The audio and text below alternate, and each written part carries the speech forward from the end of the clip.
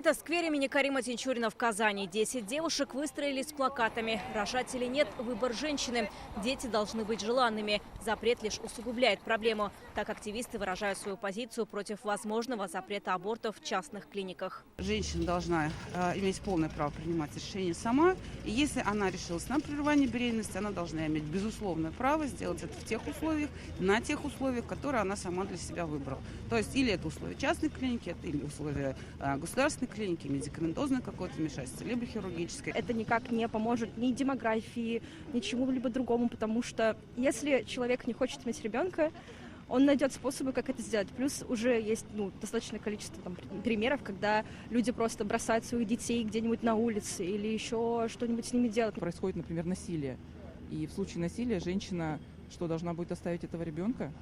Либо же по медицинским показаниям, например, женщина узнает, что ей необходимо сделать аборт.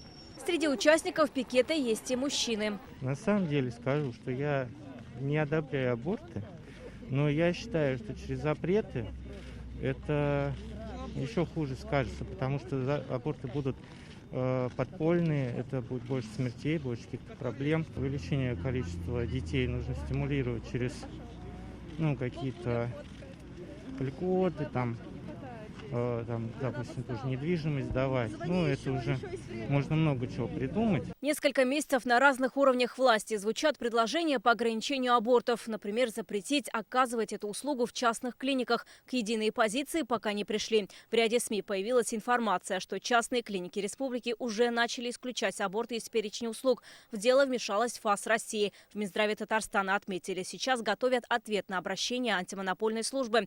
Первый заместитель министра Альмир Абашев подчеркнул, у ведомства нет полномочий для запрета частным клиникам прерывать беременность. Минздрав лишь требует, чтобы медорганизации соблюдали регламент. У нас нет даже таких полномочий для того, чтобы прерывать деятельность в этом направлении. Мы просто требуем именно той части деятельности, когда женщинам дают возможность подумать и принять окончательное решение в течение 7 дней. И вот этим правом она обязательно должна воспользоваться, потому что в наблюдаемой нами модели реализации вот этого права на аборт у женщин мы видим, что некоторые медицинские организации, к сожалению, упускают эту возможность. И при наличии средств у женщины ей предлагается в день обращения сделать аборт. В Минздраве отмечают, в Татарстане сегодня 86 организаций имеют лицензию на проведение прерывания беременности. Ограничивать аборты в республике не будут. То есть запрещать аборт в Татарстане не будем? Ни в коем случае. Это контрпродуктивно. Мы боимся, если аборты будут запрещены, то криминализация этой сферы, самостоятельное прерывание беременности. Сегодня это, к сожалению, представлено в том числе и таблетированной форме, нерегулируемое. Это по медицинским показаниям делается под контролем врача.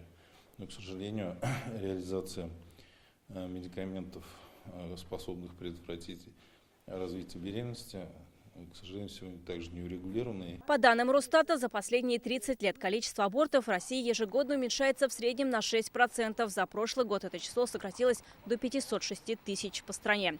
Вероника Гайнудинова, Алия Сабирова, Данил Филатов, ТНВ, Казань.